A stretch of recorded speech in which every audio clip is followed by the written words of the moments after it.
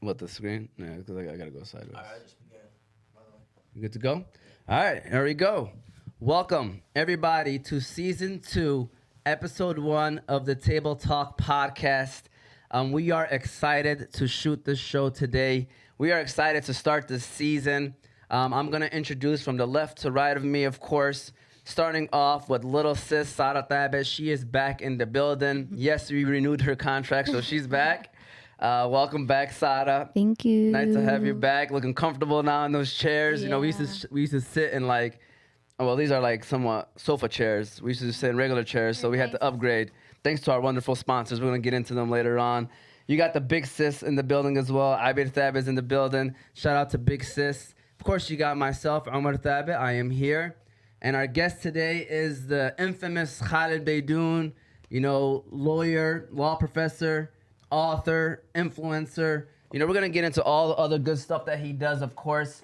But welcome, Khaled. Thank you so much for being here today. You know, season 2, episode 1. We appreciate you coming here. Yeah, thanks for the invitation. Yeah, man, we know that you have a busy schedule and stuff like that, so we wanted to make sure that we got him on the show. Again, thank you for being here today. We really do appreciate it. We'll get into more about all the things that he does and stuff like that, but before we do that, we want to mention, please feel free to subscribe to our channel. Our YouTube channel is Oz Media 313. We are on Facebook and Instagram. Facebook, Motivate Me 313 and the Fantasy Guys. Instagram, Motivate Me 313 and the Fantasy Guys. You can also listen to us on Apple and Spotify podcasts under Oz Media. And of course, you can even call in. Our number is 313-306-1750. Feel free to call in any future shows. We even made sure we took care of that as well. So now you could call us in and give us your thoughts and opinions as well.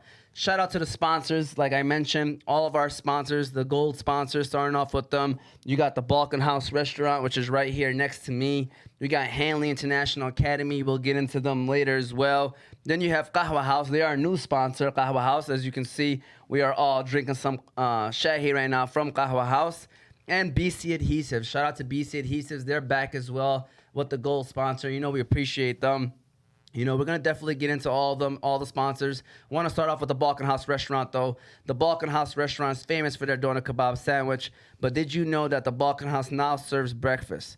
Did you also know that all their food is 100% halal? The Balkan House now also has 2 food trucks, so you can book your next party or event with the Balkan House on wheels. So if you're looking for a nice place to eat with friendly service and great prices, look no further than the Balkan House Restaurant. They have 2 locations. One is in Hamtramck, one is in Ferndale. So make sure you stop by the Balkan House Restaurant. We might have to take you there one time, Khaled. Make sure you try that out. Have you ever tried European? I've been to the Balkan House. Oh, really? Yeah. Oh, okay. How was it? It's good, man. Yeah. Good doner kebab, yep. Really? Yeah. Great people, man. Good people. Yeah. Very good people. One thing they all have in common is they all are great people. Yeah. All the owners of these. Yeah, they are. Institutions, yeah. All of them are great people. They are willing to help out, willing to sponsor, you know, so we really do appreciate them and everybody over there at the Balkan House and all of our other sponsors. Well, Khaled, enough with the introductions. We are here to talk with you, hear about you and your life and everything like that. You know, for those that obviously know, a lot of people know Khaled Beydoun. You know, this guy is an influencer, does amazing things, especially for the Muslim community. You know, I commend you for that, man. Like, I see some of the stuff that you post, and I'll be like, man, this guy right here is using his platform, you know, to reach out to a lot of people and make a positive impact, so I respect you for that, man. Can you tell us a little bit about yourself for those that may not know about you? Yeah. No, first of all, thanks for having me. This is a family affair, I see, so this is you know, really exciting podcast to be on. I grew up here locally. I grew up on the west side of Detroit. My family eventually moved to Dearborn. My mom is Egyptian. My father is Lebanese. You know, grew up in Detroit and Dearborn at a time when it was really, you know, racially segregated, difficult economic times. I went to Fortson, but I also went to summer school at Cody. And those experiences, as growing up in the city of Detroit and then in Dearborn, really motivated me at a young age to want to be committed to, you know, social and racial justice. But obviously, you know, we all know what was happening in the Middle East, Muslim majority countries, places like Yemen, Egypt, Lebanon, so forth and so on, Palestine, and those issues at an early age really motivated me to want to become politically involved. Yeah. So definitely, I mean, honestly, like we said, if you guys see his posts on Instagram and you're on Facebook as well. I'm like never on Facebook. Okay, never on Facebook. Okay.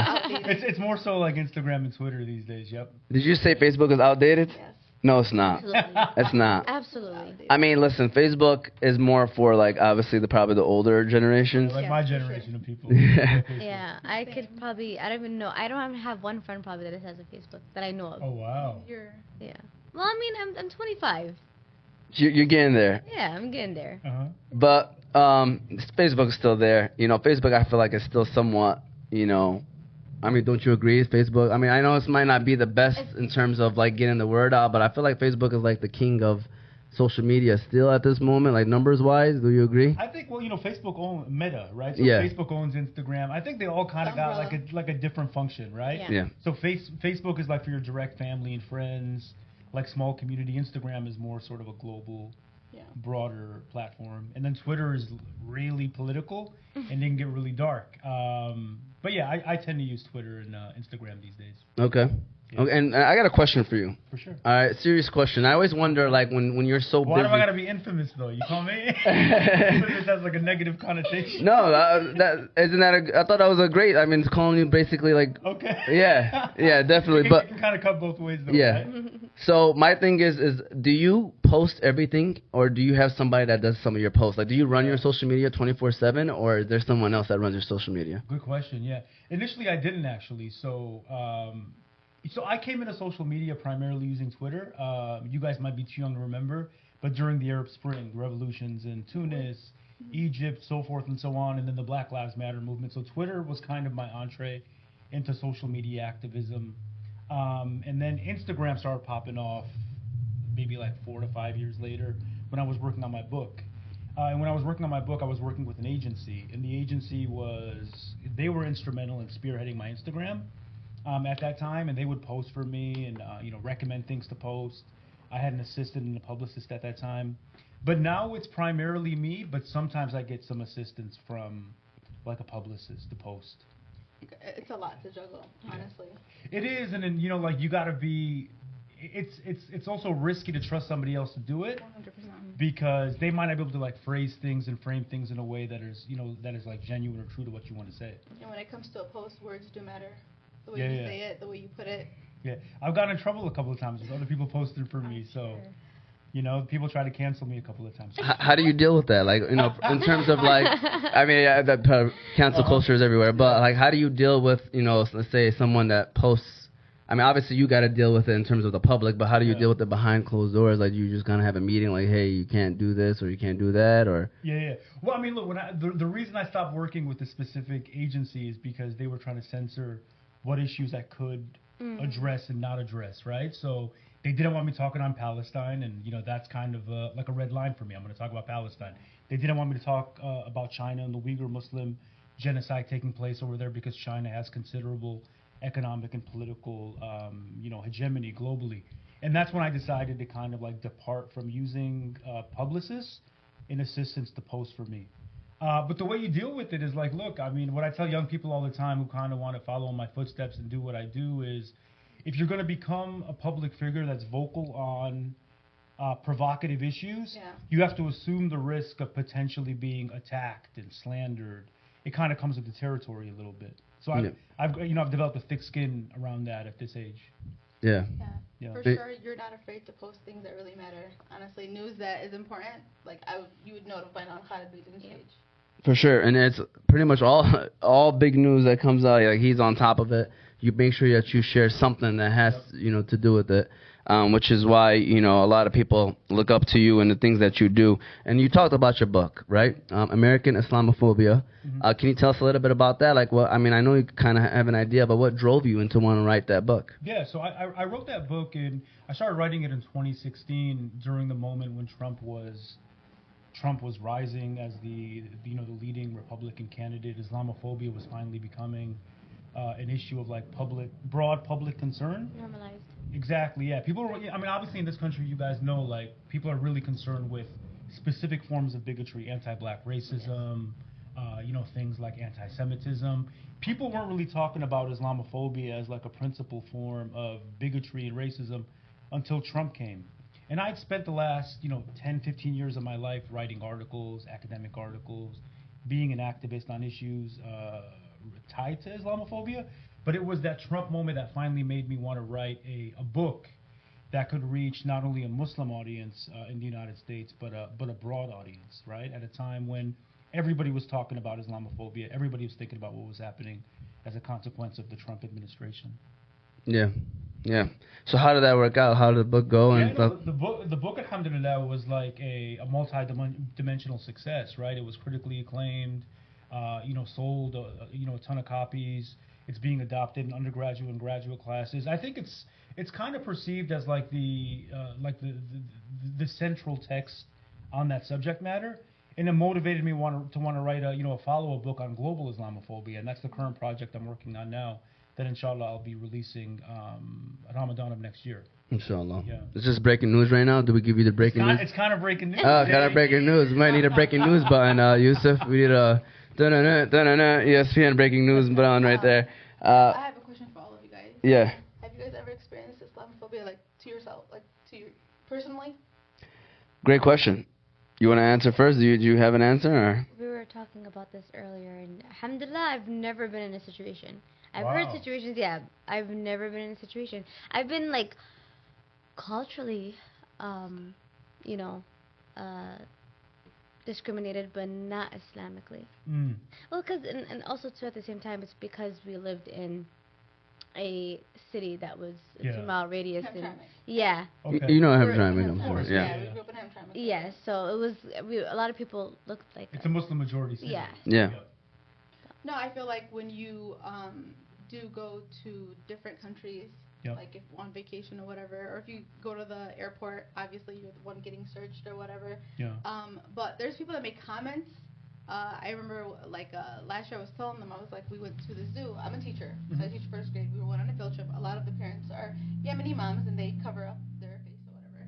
And we're at the zoo, and a guy just walks by, and I was like, oh my God, there's so many ninjas here. Like, and I'm just like, you're just like saying it out loud, like, Wow. and I'm like,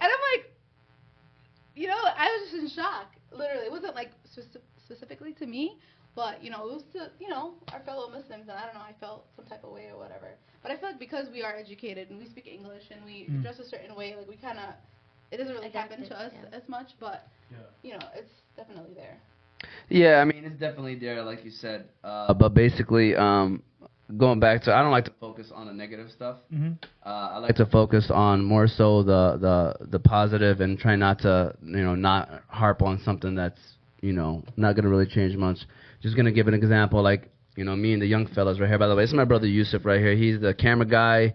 So we got a whole family affair, man. We got a whole family, nephews, got a little brother right there too. But, we walked out of a building together. There was like 5 or 6 of us. We were holding like bags and stuff, and we heard somebody in the background. I was like, yo, did they just make a bomb? Oh wow. Yeah, and it was just something quick, and like, I turned around and looked at them, and they're like, dude, and I'm with the young fellas. They're like, oh, we should say something, and I'm like, man, don't even worry about it. Well, you should use that. Honestly, that's what I said. I was like, you should use something like that to prove a point, through your actions. Kindness. You know what I mean? Through your actions, show, do something in this world, and then, eventually they'll look back, and be like, yo, wasn't that those people that walked out of that building at one time? And now you're doing something great in the world. So, just a quick example, but I'm sure a lot of people deal with that, right? Like just comments and stuff. Yeah, well, the reality is this, is that, I don't want to harp on the negative, but it's important to sort of like see and understand the negative in order to sort of, seize what the positive might be, right? And this country is one where racism is deeply entrenched, one where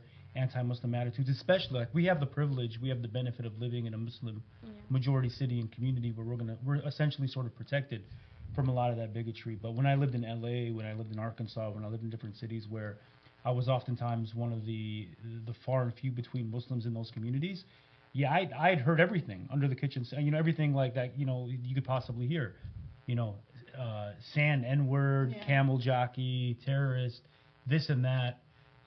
So because we have the privilege of living in a community like this, I think it's somewhat our obligation to speak up on behalf of those who come from communities where they sort of stand out as a consequence of, being Muslim. Yeah. I know there was a doctor, she's type of Arabic doctor, but she wears the hijab. She wouldn't put her picture up on the website because she didn't want people to like assume like, oh, she's Muslim, so she's not gonna be a good doctor. She wanted them to actually come into her office and get to know her and get to meet her and for what she really is and what she really knows. So it's like it's sad that we even have to go through. No, for sure. And we got to get to a point. I mean, that the reason I do what I do as an academic, but also as an activist, is to try to push young people to get to a point where they don't have to do that. They don't have to hide their Muslim identity. They don't have to change their name. They can be unapologetic and proud of being Muslim, and sort of like fend off the negative stereotypes that identity, might spur in the minds of others. And you can imagine, like, sometimes students with their names, too. Teacher mispronounced their names. Now they feel, embarrassed. I mean, my Lebanese brothers and sisters are infamous for that, right? Trust me. Her name is Abir, so imagine the stuff that she had to deal with. Spells it with a beer. Yeah. And when I was younger, I would just let them, it's like an icebreaker in a way, And now I'm like, no, my name is Abir. Like, I don't say a beer. You know what I'm saying? Yeah. So I was, even with us growing up, we grew up in Hamtramck when there wasn't a lot of Arab when we went to school. It was mainly Polish at the time, right? But it was a good mix. We had African Americans, Polish, Bosnians, Albanians, Chinese. It was literally a melting pot of people. But I never corrected anyone. I never said no. I was just trying to go with the flow. I was trying to fit in. We were all trying to fit in. Like everyone wanted to be American. Yeah. And we are American. So. You can be Muslim and American. Yeah. Those aren't contradictory identities, 100%. Right? Yeah, for sure. So that's what we try to, pass on to our kids. For sure. Other things that you've done. You are a lawyer, law professor. Yeah. What made you want to get into laws? Same reasoning, kind of like defending people and standing up for people? Yeah, well, I don't do as much lawyering anymore, right? So I'm a full-time law professor at Wayne State. Oh, I didn't even know that. Yeah, at the Wayne State Law School. The reason I wanted to become a lawyer and a law professor is the law seemed like the ideal avenue to, exact and bring about, equality, civil rights progress, racial justice reform. And then, because of the war on terror, I started writing and thinking about what was happening to Muslims in real time. And I wanted to publish and write and research that more closely, and that's why I pursued a career in teaching. And teaching is an ideal way to, I don't view myself as an influencer, really, even though that's kind of the term of art that people use today. I think about social media as another avenue and another platform to teach. So the classroom is one space where I teach law students. Platforms like Twitter or Instagram are additional platforms where I can teach general audiences who might not have the privilege of going to law school, or don't have an interest in going to law school, right? It's another avenue, another instrument to teach. I like that. Yeah, that's great. Do you think people that see your name, they be like, hey, I want him to be my professor, and they try to get your class? Do you?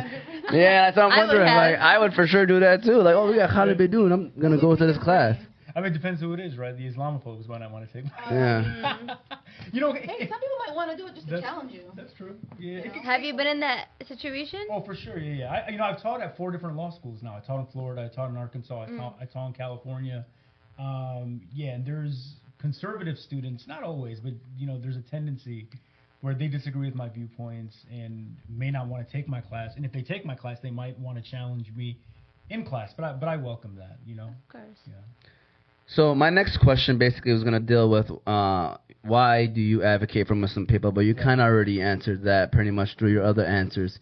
So I'm going to rephrase this question and ask, for someone, because you obviously are an influence, I don't want to call you influencer, right? But you are an influence to a lot of people. You have a lot of followers. And there are people out there that, kind of shy away from saying the stuff that you do once they get to that point, because, again, like you mentioned earlier, you don't want to lose maybe that sponsorship deal or lose the contract with a certain business. So I guess what would you say to those people who feel like, what, this is not important, I'd rather just, focus on me and focus on the money, I guess, or whatever their motive may be. Yeah. Well, I mean, the reality is this, right? I mean, the more politically truthful and authentic you are, the more that's going to compromise financial opportunity. And I've been in a situation where I've compromised a lot of financial and professional opportunity. There are some law schools that won't hire me. I've routinely been disinvited from corporations or colleges and universities who invited me to come and speak.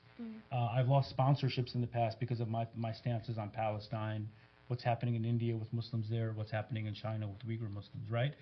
But for me, at a really young age, I was never really motivated by money, right? That's the first thing. And second, I think that for my heroes growing up were always civil rights leaders, public intellectuals, people like Edward Said, James Baldwin, Kimberly Crenshaw, notable figures in that space, who were always unapologetic about speaking the truth when it came to what was happening to oppressed people globally, but also domestically. If money was my concern, I would have became a partner at a corporate law firm, and I started off as a corporate lawyer working for these huge law firms. I would have followed that path, right? Or I'd be an influencer that sold makeup or sold some sort of product online. But the reality is this: is that if you're somebody who is committed to the progress of not only Muslims but oppressed people at large, and uses platforms to push that, that's not going to be a lucrative. It's not going to be a money-making endeavor, right? Yeah, definitely. I would say it's a lot easier to repost what you write than say it ourselves. Yeah. Sure. No, but I want to motivate people to say original things as well, right? So, and inshallah, that's what I aim to do. Whether it's my writing or my platform or my posts, and not to always post, right? I like the critical engagement when people disagree with me or say, hey, there's more to this, you should look into that. For me, what's more important than sort of like influencing people is to motivate people to think critically, right? And that's what I think is, just as an educator, is really important to me. People have a hard time thinking critically, man. Yeah, especially these days. Yeah. Like it's just like thinking deep in general. Yeah. They see something, they believe it. Yeah, I mean, we live at a moment where people are concerned with popularity, likes, followers, money, vanity, these things, right? And for me, especially for young people, right, it's easy to kind of get enraptured with that and lose sight of like the substance behind the things that we talk about. Yeah, definitely. So I have a question. So where do you usually get your sources from? Yeah. Like, what are your other than like how do you get the information to yourself? Like when you post it out. Yeah. So I'm like a reader, right? So for me, I read and read and read, and a range of distinct sources. I'm skeptical of American corporate media, to be honest with you. So I'm not gonna look to Fox or CNN or SNL. That's what I assumed. That's right. Yeah, but you look at them generally, right? But then foreign sources are really important too, right? I think that independent journalists as well on spaces like Twitter. That's why Twitter, I think, is a really important platform, because there's a lot of individual independent journalism on that platform that goes on. So trusted individuals that I know are reporting from on the ground. For me, what really motivates me, if you were to sort of summarize what it is that I do, I try to address issues that are wholly neglected by mainstream media. And our issues as Muslims are oftentimes not only generally neglected, but oftentimes distorted, right? When they report on Palestine, it's Palestinian kids who are getting bombed are human shields and their parents are terrorists, right? Yeah. So for me, I try to use social media as a way to fill the gaps, but also to correct the stereotypes and the misrepresentations of communities. And that happens a lot. All the time, yeah, for sure. More often than people actually realize, to be honest with you, man. But I'm loving the conversation right now. We're going to get a quick sponsor break right quick, because like I said, I want to give a shout out to all of our sponsors today, because today is the first episode of Season 2 of Table Talk. We got Khaled Beydoun in the building today, man. And, while I give a shout out to the next sponsor, you might want to try your Qahwa House Shahi, because that is our next sponsor, which is Qahwa House, which is the first coffee shop of its kind. Shout out to Qahwa House, by the way. They even gave us some Qahwa House cups, Qahwa House coffee, obviously sponsor as well. So shout out to Qahwa House. It's a family business established in 2017 for the sole purpose of providing the best quality Yemeni coffee with no added preservatives, artificial additives, or flavors. You can stop by Qahwa House to try their famous Yemeni latte, Adani Shahi, Mafawad, and Jubani coffees. You can also stop by to try their delicious pastries, such as the Yemeni favorite sabaya. They even got sambusa and a new menu item called Everything Mini Bites. So, they have 4 locations: West Dearborn, East Dearborn, Williamsburg, New York, and Lombard, Illinois. So no matter where you're at in the country, be sure to stop by Qahwa House and get a glimpse of what the Yemeni culture is all about. Shout out to Ibrahim and everybody over there at Qahwa House, man. Great people. We had Ibrahim on the show. It was during Ramadan. He was talking so much about, Qahwa House. we were like, man, you know, we're fasting, you know, this is not a good situation right now. But no, seriously, great people over there at G.O.A.T House. We appreciate them. And so those were more of like serious questions. Now it's more like kind of see some fun stuff that you've done and you know, traveling and stuff. So, you know, you've traveled all across the world. You know, you just said you got back from Africa. So I guess what are some of the favorite places that you've been to and that you stopped at and enjoyed? Oh man, I just came back from South Africa, Cape Town, which was a beautiful city. I hadn't been there before, and that is one of the favorite places that I visited. It's, mashallah, it's a gorgeous city. That Istanbul is one of my favorite places. Marrakesh in Morocco is a beautiful place. In the United, you know, I think people overlook how beautiful the United States is. I always say that. Yeah. I always say that. What's your favorite city in the States? Well, I didn't get to experience as much as I want to, but right now, honestly, it would probably be Chicago. Yeah. Really? Yeah. Well, listen, you said you didn't get to experience. Well, we know this guy named Khaled Beydoun. I'm telling you. right now it's Chicago. But Chicago's a cool city. I really want to go to. Yeah, she knows. Man, Chicago's like a simple answer. Well, I've been to New York, Chicago, Ohio, and Florida. Okay. I like Miami too. Miami was nice. Yeah, I love yeah, Miami. Miami was nice, but we didn't get to spend as much. We stayed for a couple hours.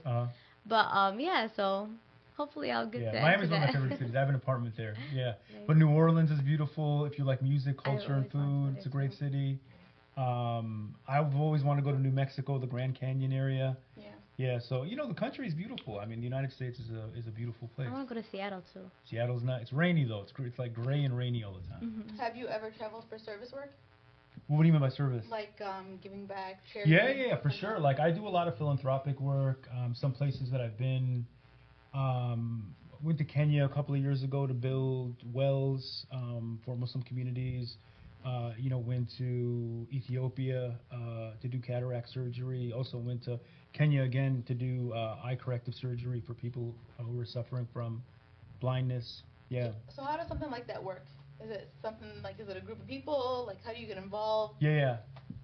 No, so the way it works, it's like an organization that pretty much teams up with a charity, and I do a lot of collaborative work with Muslim charities primarily, organizations like Beit al-Mal, Islamic Relief, Droplets of Mercy, and they typically organize these you know, philanthropic trips, you know, in ways that they can help like the local communities.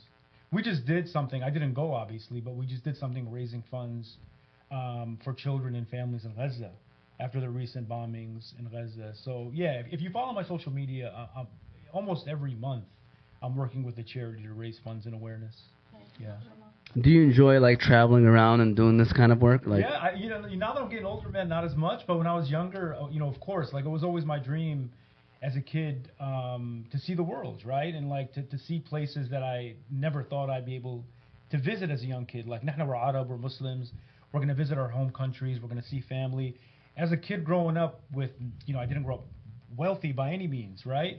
I never thought I'd be able to go to the places that I visited. And for me, you know, I think traveling is the most educational experience one can have, more than reading, more than sitting in a classroom. Actually immersing yourself in a different culture, speaking to people from different parts of the world, that to me is the most sort of transformative educational experience somebody can have. You know, it's funny that you say that because while I was in college, you know, they always push you about travel abroad, right? Travel abroad. And I never was interested in it because I was like, man, I'm not about to go somewhere, go to school. You know what I'm saying? Like, I would love to do that. Yeah, but now, like one of my roommates, you know, he went to, you know, to Europe. They had the whole little trip, you know, all the countries there, and he was like, it was the best experience that he ever had in his life. And like, it was like already like going into my senior year, so it was too late. But I was upset, and like, you know, we got young fellas here, and for anybody out there that's listening, honestly, and I'm sure you would agree, right? Like traveling abroad is like a great way of experiencing, like you said, another country, and that's probably the best way you can learn too. Yeah, and learn about yourself too. Like I think that for young people, what I tell my students all the time is the way you grow is to put yourself in like uncomfortable situations, right? Like situations where you don't know anybody, you don't know the local culture, might not know the language. That forces you to expand your horizons in ways that you wouldn't sitting here in Dearborn where you know everybody, know the language, have family members, right? So I think it's important to put yourself in those like new kind of environments to grow. Definitely. Definitely. So what are some of your favorite hobbies, man? What do you enjoy doing man. outside of all the things that you do, mashallah? Man, I'm like a big nerd, man. So like for me, reading, writing, like the unfortunate reality is that what I do isn't really a job. It encompasses what I do, and on a daily, all 24/7 basis. But the things I love doing, I mean, look, I'm a big sports fan. I see you guys got all these jerseys. Yeah. In the studio, big Detroit sports fan, Okay. but more so like boxing and MMA. I spend a lot of time watching boxing and MMA, travel, spending time with like my wife and my loved ones, trying to stay in shape, which is harder as you get older. And just those are the kind of things I do. You said Detroit sports. Yeah, for sure. So like, you just grew up watching, like, I'm assuming the Lions and. Yeah, Lions lose every year. Yeah, I was gonna say, like, so like, did you ever see them win like a meaningful game? Oh man, when I was a kid, they went to the NFC Championship. I was really young, and they lost to Washington. Okay. And that's Barry Sanders days. Yeah. You remember him? That's all she knows. Name one more player from the Lions. I know, but can you name one more? There you go. He ain't on he's not on the Lions anymore. What, he used to be? Okay. One more. Give us one more. Ain't no jersey, ain't no Lions. Yeah, they got him right there. Oh man, dang it. You got a couple. Yeah. Alright, Sadova, we're gonna put that pressure on you right now. Nothing? Okay, this is a girl that just said she won a fantasy championship. She got the right sweatshirt on, though. She got the University of Michigan sweatshirt. No. He's a little disappointed in me. Oh, is he a state guy? Yeah. Oh, wow. You That's what I was graduated. thinking of, yeah. Oh, you went to Michigan State? Yeah. Oh, I graduated from Wayne State, so. Okay, I teach at Wayne State. Yeah. I went to the University of Michigan, yeah. My older brother graduated from Michigan as well, Okay. so we got like a split household. divided. My wife is U of M. I'm Nice. MSU, so it's a argument that we have. This show I'll wear Michigan, the other show I'll wear So State. you flip-flop? Yeah. Uh-huh. We call her flip flop, by the way. She's I like Michigan State basketball growing up. Yeah. Ironically enough. Same. Like honestly, if we're being honest, all right. Growing up, I was Michigan football. I was Michigan State basketball for me. Because they were winning back then. Yeah. Yep. So like then once I went to state, it was like a He can't. closed door. Yeah.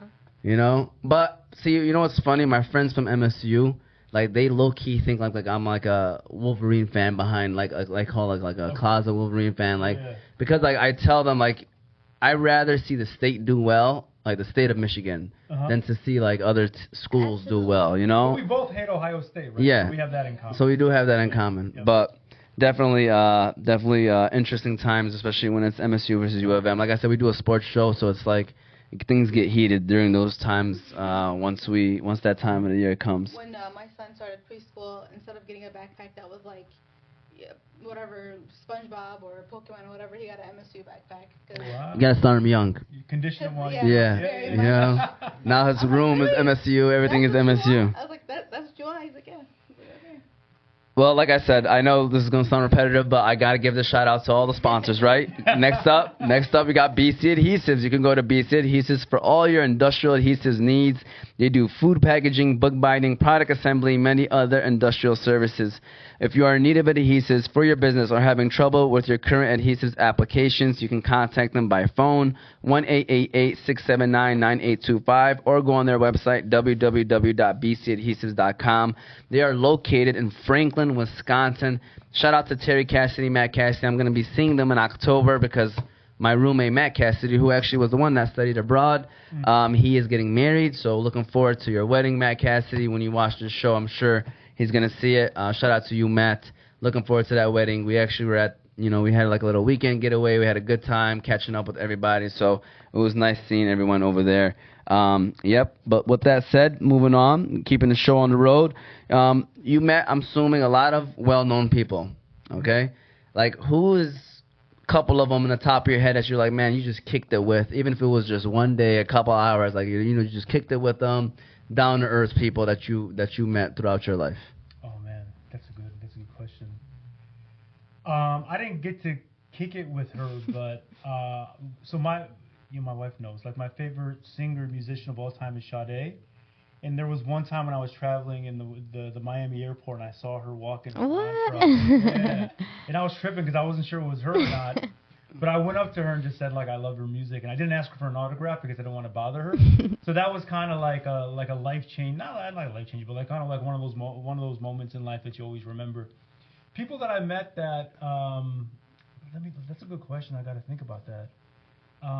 Edward Said, who's a hero of mine, right? Really prominent Palestinian intellectual who died in 2003, who I count as a hero. He came and spoke at UCLA. I went to law school at UCLA, and I got to see him speak before he passed away, and I spent roughly 10 minutes with him talking about the speech that he gave and his books and the way those influenced me. And he was really old at the time. And he said some really encouraging things to me, and that was a moment that sort of signaled to me that I really wanted to kind of carry on his legacy. And he was a Christian Palestinian, but he, in my opinion, was the most sort of effective voice on addressing Islamophobia. And for me, that experience made me want to kind of carry on the torch and do what he did. So he used to discuss Islamophobia. Oh, yeah. His books on the subject matter are foundational texts, like books like Covering Islam, Orientalism, Culture and Imperialism. He is the most important thinker when it comes to demystifying and deconstructing stereotypes about Islam and about Muslims, probably in the history of definitely the United States, but also Western intellectual thought. It takes people like that to, not even be a part of the group that's getting racially abused or whatever, profiled, to step up for those people. So for sure. But that's the thing, though. You advocate for humanity as well, which is you're not only advocating for Muslims, you're advocating for the humanity. So you're doing well, just like he was. Yeah, for me, look, it's kind of almost coincidence, or Allah's will that we're born Yemeni or Lebanese and Egyptian, Arab or whatever it is. I'm not really a nationalistic person. It doesn't matter. To me, it doesn't matter much that I'm Arab, right? Yeah. It matters that I'm Muslim, but I think that it's obligatory for us, and I think it's more impressive to me when somebody speaks on the issues and the injustices that are happening to other people. Yeah. Right? It's easy for us to defend our own interests. It's almost kind of egotistical and selfish to do that. But when I see an Arab defending the interests of, let's say, black folks, right? That to me is very impressive. When I see a black person addressing the issues of, let's say, Latino people, right? That is really impressive. And I think that, there's one of my heroes is, a black feminist by the name of Audre Lorde, and she said something. A quote that always stayed with me. She said that instead of viewing our differences as sources of division, we should look at our differences as sort of bridges of unity and understanding. And that mantra drives the kind of advocacy and the kind of writing that I do. And we could definitely see that too within the work that you present and stuff like that, man. For sure, man. And I love that you said that, because I feel and especially for the younger generation. We have a show. So we have a couple shows. Like I said, we have a sports show, we have this show, and then one of them is called The Movement. You guys need your own television station. Inshallah, right? But we have a show called The Movement, and it's focused on the younger generation, little brothers, so teenage situations, teenage problems, whatever they deal with. We also do challenges and when's the reality show coming out?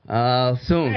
So I don't know if you guys. It would actually be a bad thing. Yeah, they'll probably see our family and See with the tabbits. Yeah. But I think it's very important for them to know that advocating for someone or for people that are not your background, it's okay to do that, man. And I feel growing up, it was just worry about yourself or worry about your people. You know what I'm saying? And I feel that's kind of taught in the households, right? Worry about yourself.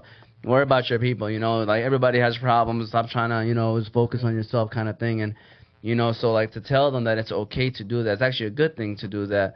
And hearing it from you, man, it's really nice to hear that, man, because I feel they hear that stuff. It's taught in our households, but it's not taught by our faith, right? Yeah, exactly. That's kind of the contradiction. What's beautiful about Islam to me is that it's a universal religion, where Sayyidina Muhammad said, peace and blessings upon him, in his last sermon, that there's no difference between an Arab and a non-Arab. There's no difference between a black and a white, right? Sort of cementing the idea that as Muslims, it's very much our mandate to speak on issues of equality, beyond our respective tribes, ethnicities, or nationalities.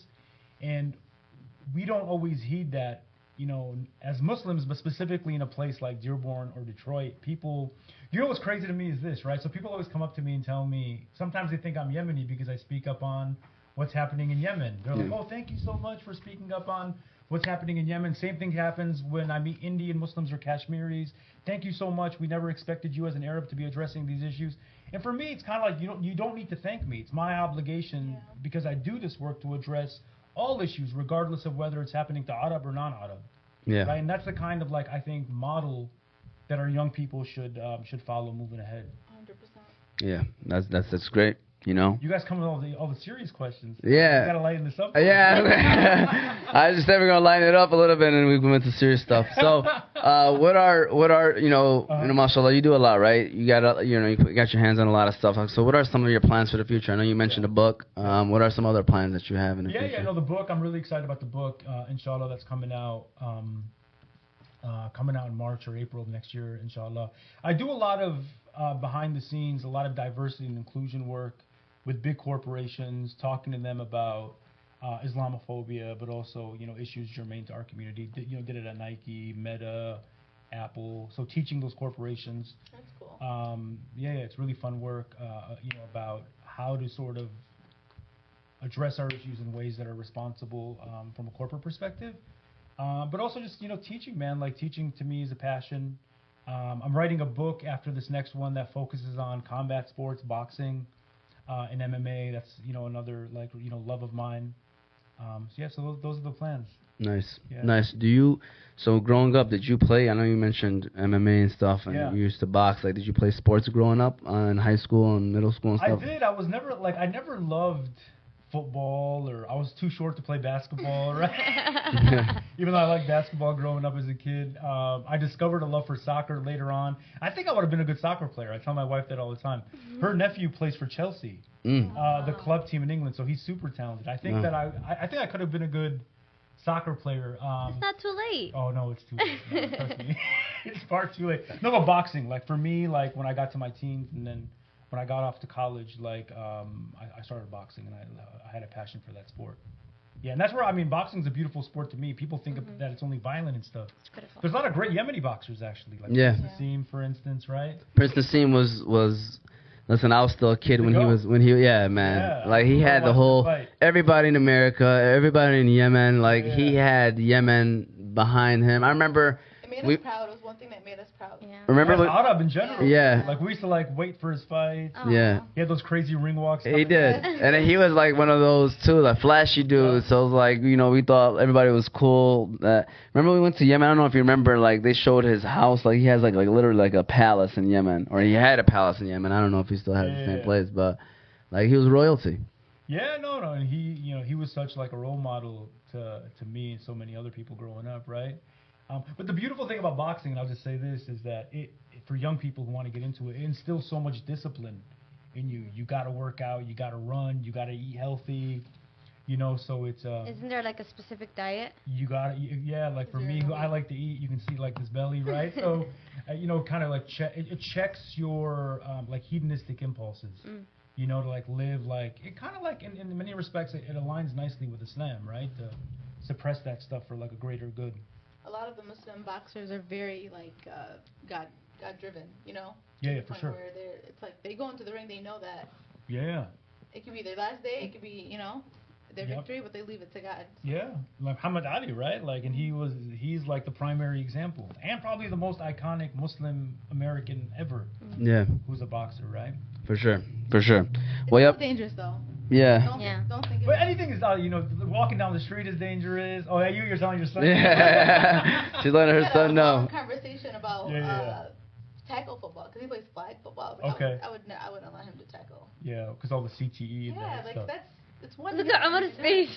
No, I mean honestly, we played football. I played football. My older brothers played football in high school, and dude, I would be lying to you if I feel like I didn't suffer some concussions that were never Taken care of. Yeah, because of the fact that it wasn't like a big thing back then, and now like they're starting to diagnose it a little more better. But there were times where my eyes were glossy after a game.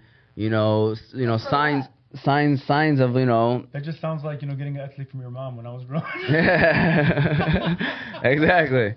So that's how I knew something wrong, because of those moments right there. And there's safe sports. There's safer sports. There's yeah, no, yeah. no, Yeah. not Oh, football. I thought you There's said, safer yeah, sport thing. 100%. And he's so athletic, so he. But still, I would advocate for football. I love football, man. Like, I'm sorry. Like, I can't tell people not to You play know it. what, were you like a wide receiver? Believe it or not, I was quarterback, man. I was a little skinny quarterback. Oh, okay, nice. Okay, Yeah, cool. because I was really like, you know, mentally there. I wouldn't say I had the Very strongest passionate. arm and very passionate. Like, so I used to work hard and then kind of diagnosed the play before the play happened because I just loved football. Like I watched it so much. But Who's your favorite player? tough question. I mean, Oh, he's not gonna stop talking. yeah. See, You gotta. I'm gonna forget. I'm gonna forget. Yeah, the fantasy guy. Honestly, man, I gotta go with Tom Brady Okay. because, and I know he's a Michigan guy, right? Michigan guy, yeah. But I have to go with Tom Brady because of the fact that he is a student of the game as well, man. Like, dude, he's a genius, man. And, like, to get 7 Super Bowls, to me, like, people, like, we were talking about it the other day about sports, and, like, he's like, oh, yeah, he got 7. Like, we're talking like it was normal. But getting 7 Super Bowls, it's incredible. And, like, to be the main focal point of your team and get 7 Super Bowls, that's crazy, man. Yeah. And so, like, him to win and to be And he successful. wasn't expected to be that good when Yeah. he came into the league. Yeah. Yeah. He was like an 8th round draft pick or something. Yeah, he's everything. Well, like a hardworking person, like Yep. you know, someone that doesn't. You know, he had to work for everything. You know, so that's why I would go with Tom Brady, just off the top of my head. But you know, Barry Sanders obviously is up there, and Yeah, people Barry's like that. dope. You know, we got a Barry one, so we're hiding it though. We thought it might be Oh, seen okay. in the camera, but oh no, there's one Yeah, right there there's too. right- There's one yeah, right there too. We have to You be. got to bring down like the Zeke Elliott. Yeah. Barry Sanders one. You know? That's what we need to do. We need to reorganize it. We definitely need to do that. But believe it or not, y'all better ask y'all questions away because this show is about to wrap up, and this is our time to enjoy our time with Khaled Beydoun. Last shout out to our last sponsors, Hanley International Academy, the school that my sister and I both work at, by the way. I'm a PE teacher. She's a first grade teacher. Hanley's a school that treats every student and staff like their own family. It's even in their vision statement. Educating your child like our own. The athletics is great. The academics are great. Shout out to the whole staff for being great teachers and educators for our leaders of tomorrow. Location 2400 Denton Street, Hamtramck, Michigan. You know, they are accepting applications as of right now. You might be on a waiting list, but they are accepting applications. So shout out to Hanley International Academy. There's an expansion coming.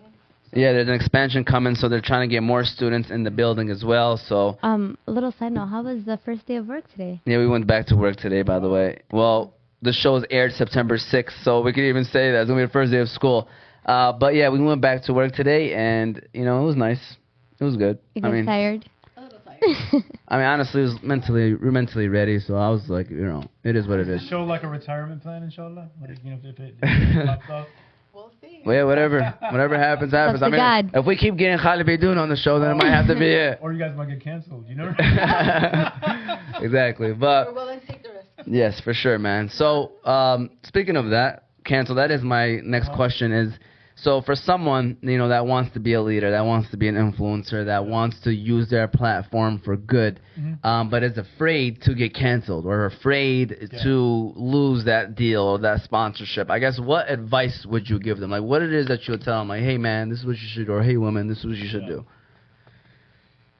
You know, it's a good question. I would say this, like, how do I say this in a way that's like politically correct?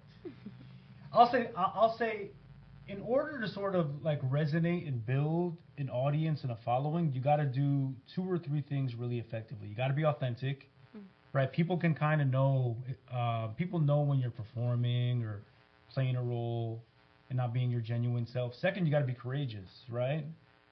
You got to be courageous and not, fear what kind of negative effects saying something or doing something might have on you. And third, you got to be original. Like, you got to bring something into the sort of like virtual sphere that somebody else isn't doing. And if you do all those things really effectively, that's going to, kind of like shock the system a little bit, and it's going to generate a lot of detractors. It's going to generate and invite a lot of haters. So it's just part of the terrain, right, where you're going to get negative attention, and brands may not want to do business with you because you're taking stances on issues that are going to affect their bottom line. But I'll tell you this, like for me, what happened 2 years ago that I never thought would have happened is because, I was sort of occupying this like intellectual lane that nobody was. Companies that I never thought that would have wanted to work with me started calling me to come in and do trainings on Islamophobia, on critical race theory, on civil rights. Companies as large as like Nike, right? they're sending me Jordans and giving me, merchandise. So you never expect the kind of opportunities that might arise if you're just like your genuine self and remain authentic with the kind of message you want to deliver. The sad reality is this: is if you try to play a role just for sponsorships or money, you might make some short-term money, right? You might get some like short-term local kind of opportunity, but you're not really gonna do anything that is gonna like impact you in a transformative way, right? And you're a perfect example of someone that stuck to his guns, and still, like you said, were able to get those sponsorship deals, or still were able to get, You were yourself. Those phone calls. Yeah. And I think that, but I never like aimed for those things. Yeah, that's right? that was your intention. And that's the crazy thing, right? Like I never wanted to be a leader. I never wanted to be an influencer, whatever that meant. Right? For me, I just wanted to take the stuff that I was working on behind closed doors and bring it on a sort of like public, broader Shed light platform. on issues that matter to you. And if you're genuine, you know what it is you're talking about. You're gonna get people, whether it's corporations or whether it's colleges, universities, brands, whoever it might be, that want to collaborate with you, right? Yeah, that's awesome, man. That's honestly I great. have a question. Yeah. Sorry. Oh, there she goes. Oh, It happened. We got a sorry count. She has sorry every time she asks a You were question. about to wrap it up, but I didn't You don't gotta be We got a video, like we got a promotional video that's gonna come out pretty much where we tease her like who like Mrs. Oh, I'm sorry. Can I say something? I'm like, I tell her you don't have to say sorry. What do you think was your most life-changing experience working with a company or a person, or like a situation that you've been through that was like the most fulfilling to you? That's a good question. Where you were like, wow, I made a difference, or I did something great here. Or motivated you to want to make a better difference. Yeah. There's been so many, right? But I'll say this. I'll say that I did a talk with Meta and Facebook, and I was really surprised that they invited me to come give a lecture to their employees, right?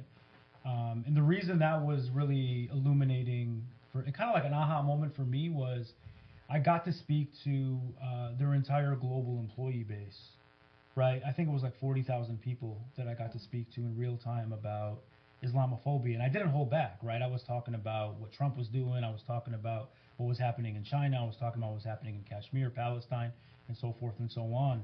And to be able to sort of speak to that many people at one of the most consequential, biggest companies in the world about an issue that I thought was entirely neglected by a company like that was a moment when I realized that, hey, the work that you're doing can really have an impact on spaces that you otherwise thought you couldn't access before.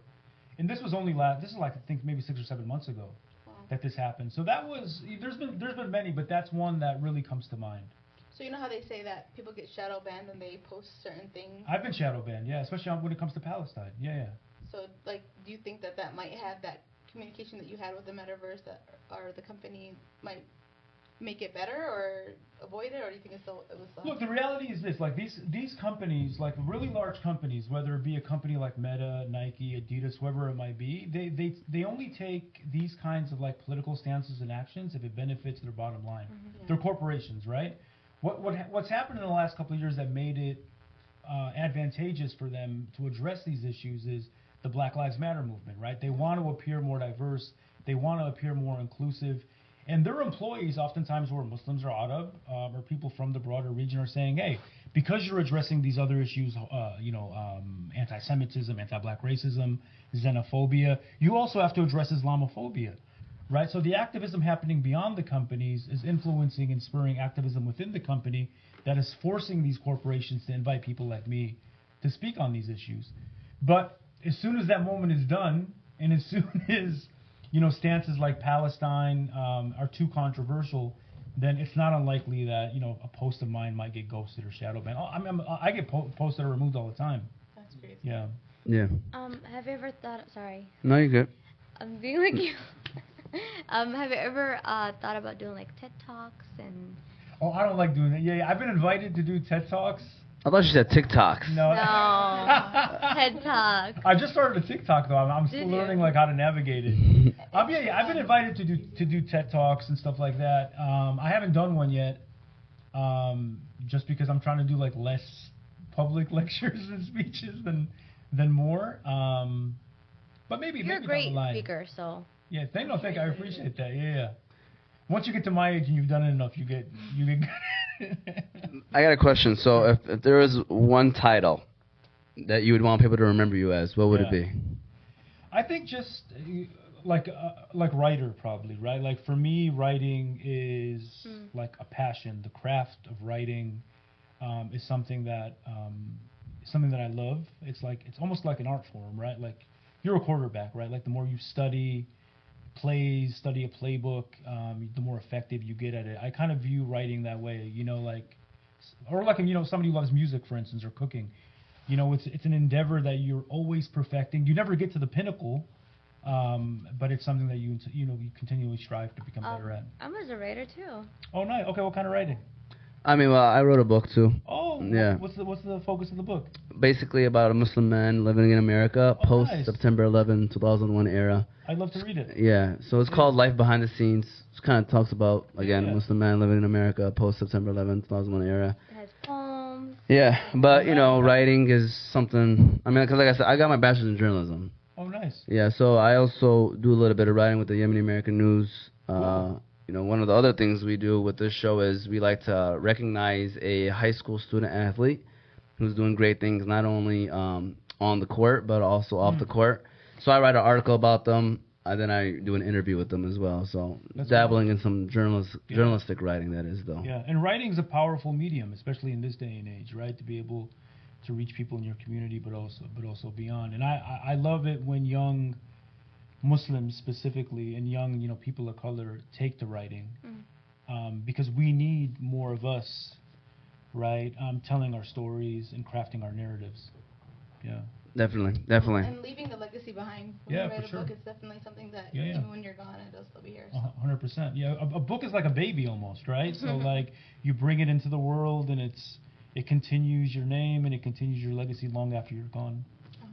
For sure. Well, before we close this show out, one more shout out to all the sponsors: BC Adhesives, Balkan House, Hanley International Academy, and Qahwa House. We appreciate them. They are all sponsors, gold sponsors of the Table Talk and every other one of our shows as well. Khaled, final word, final comments, final questions, concerns. Do you have questions for us that you want us to answer? I mean, What's behind the name Oz Media? So, a buddy of mine, he actually makes suits. He's a designer. And that's his logo. And obviously, O stands for my name, Z stands for his name. He prefers not to me say his name, even though people know him. But I tell him, all right, I'm gonna respect his proposal. But yeah, so he does his fashion design. That's his logo. And like when we were in high school, we kind of joked and we're like, hey, you're gonna be a designer, and I'm gonna do my part with this part of the logo. And 12 years later, he was already kind of been doing it, and I kind of finally was able to use the name. Nice. I just loved it, like the logo and stuff. Like it's kind of cool. So, I mean, it was only like when I think of like what makes sense. I felt like that would make sense the most. But what do you guys got planned for the season? Which other guests do you want to bring on? So now that we got Khaled Beydoun on the show, it's like, hey guys, we had Khaled Beydoun on the show. So hopefully that could help us get anybody. Honestly, so that's what I was telling them. So first season, it was building the foundation, right? Now, like, as you can see, we somewhat improved the studio. So, like, now we're open to, like, inviting people. Like, I feel comfortable where, people will say, like, you know what, this is a somewhat professional setting. And, you mentioned, I don't like telling people where, like, specifically where it's at. I'm not even going to say it. But, yeah, once I do it, you know what I'm saying? So, like, basically, yeah. So, when I do tell people, they start laughing, or I don't know what their thoughts is, but I try to get them at least in the door so they can see what it looks like and stuff. But yeah, honestly, anyone. If you know anybody that you think of, that you think would be great, we have conversations. I like to say, like, the guest is the topic, So the person is an athlete, we'll talk about sports. If the person is a doctor, we'll talk about something relating to doctorate stuff. So. Well, we also love talking about topics that are meaningful to our community, things that we just want to talk about. Whether it could be like toxicity, Yeah, we messed up that one show. We kept on. I'm not even gonna do it. But you know what you're saying? What words you're saying? Toxic relationships in yeah. the workplace, Okay. Yeah. in the home or whatever. It's What needs improvement? Yeah, and then just you know, Workplace toxicity, is that it? There you go. Okay. so a big thing about this show is, and I mean it's season 2, episode 1. I'm sure all you guys already know by now, but having the Yemeni woman voice too, I think that's been awesome. It's beautiful. Uh, The family vibe too, I really like. Yeah. So yeah, we didn't really like roast. Sometimes we like to throw jabs at each other. I don't know if we did enough of it today. We were on our best behavior. Yeah, because we got Khaled Beydoun on the show. Talk about, usually, most of the time, we'll have debates on. We had a topic on, blended families. Yeah. Oh, like racially blended Yeah. families. Yeah. And even not even just that, like even having like if they have kids and they have kids and they bring them together, and we had actual Oh the wow. kids talking about Like it too. divorced parents. Yeah. Okay. So Yeah. we love talking about deep concerning issues and just like also if someone's going through something they can watch the podcast and see it in someone else's point of view and like help them out Yeah. and know they're not the only one that's going through it. Yeah. No, I love it. It's a beautiful concept, beautiful studio. I love what you guys are doing, and however I can help, I'm happy to. You guys need to get like Imam Omar Sulaiman, inshallah. Inshallah. I spent on Rashida Talib, she's from around here. You guys. She, see her? believe it or not, we had her brother is a good friend of like ours, and he's been.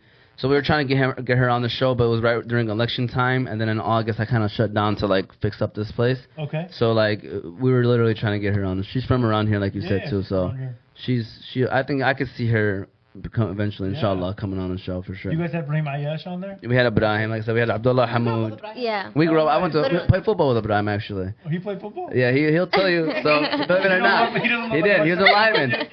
The first story he said when I first did an interview with him, he kind of embarrassed me. He was like, I remember Umar. He was like, I remember Umar. All he did was yell at me and tell me like, what are you doing? Block this person, block this person. But we lived like 2 blocks from each other. We lived really like competitive. Literally, Yeah. yeah. Our house is in Hamtramck or 2 blocks. yeah. So like I used to give him like rides home. Like we used to practice, go home, and like especially during Ramadan, we used to go to the masjid, flood, and then break our fast and You guys say God like Egyptians. yeah. Like Well, but masjid? not- We're mixed. We are. We meet our own. Hell. Okay. When we go to Yemen, my mom tells us don't talk because they'll know that we're from America, so But- we picked up from everybody. But most Literally. Yemenis don't say God for Jah, right? I mean, there's That's different kinds. There's like all about There's different Yeah. sectors Got you. Okay. that speak. Because I'm half Egyptian, so like when I hear God, I'm like, it takes me back to Masa. Uh-huh. Yeah. So did you ever? I'm assuming you visited Egypt. Oh yeah, for sure, man. Okay. I was born there, and as a kid, we went there every summer. Okay. Yeah, yeah. It's beautiful. I want to go so bad. She's been there. So. Oh, you've been? Yeah, it was Oh, beautiful. nice. There's a huge Yemeni population there now Yeah. because of the Harab, because of the war. Yeah, everybody now like in America, they're like some of them don't go to Yemen anymore. They go to Egypt, Egypt. because of Yeah. everything that's going on Didn't you and say it was pretty similar? Yeah, very similar, but it's way more open. Okay. It's a lot like Yemen, but it's way more like things are normalized and Yeah. stuff. Like you can hang out and stuff. Yeah. So It's literally fun all the time. But the food's, the food isn't very good. Yeah, it's the same thing. Everywhere it's the same thing. No, Yemeni food is good. Oh no, yeah, Yemeni food. Muslim food Muslim is- food. It's like the same thing everywhere. It's always mishawi. Yeah. Mishawi or like koshari or... Yes. I like tried mishawi. qashari like in Ramadan, right? I think so, but I like. It ain't all that. It's not that good. I like it. what's your favorite food? Oh, man. Peruvian food is actually my favorite food. Mm. Yeah. This is my first time ever somebody saying that one. Really? Right there, yeah. It's so good, man. If you Do like you have a restaurant seafood... that you. there's no. I don't think there is. Like, I have a place in Miami I spend a lot of time in Miami. So like, there's a spot down there that I really like. But I like Arabic food, like Yemeni food, Lebanese food. You can't I love go it. wrong. Yeah. Mexican food is legit. Yeah. Solid. We love food here, Yeah. so That's my downfall is that I like food. It's an experience. Listen, food is an experience in itself. So. Well, there you go. I don't know if you guys have any final comments, it was questions, fun. concerns. This is so much fun. I just want to say one more time. First of all, shout out to Khaled Beydoun. Thank you so much for coming on the Thanks show. for having me. Seriously, we really do appreciate the conversation. Again, this was season 2, episode 1 of the Table Talk podcast. Looking forward to future shows. Be sure to subscribe to our pages at OzMedia313's YouTube page, Facebook Motivate Me 313, Instagram Motivate Me 313, Apple and Spotify Oz Media. And then for future reference, if you ever want to call in, the number is 313-306-1750. Omar T, Sada T, Abir T, Khaled Beydoun is in the building. Hope you enjoyed yourself. Great time. Yeah. Yep. The conversation. Definitely, and hopefully maybe we could do this again at some other time. We could talk about some other interesting topics where we're not just drilling you with questions. We can like have an open forum with Open debate. or something like that. Fun. But again, thank you, and shout out to E-Man and the Gats for helping me make this happen as well. I gotta give them a shout out. But thank you, Yusuf. Thank you as well, our cameraman / producer over there, Yusuf Abbott. Appreciate him. I didn't know this was a Go Blue Day, by the way. I didn't realize right now. Yeah, I was realizing it earlier, and I'm like, oops. You go ahead, Yusuf. You can shut us down, though.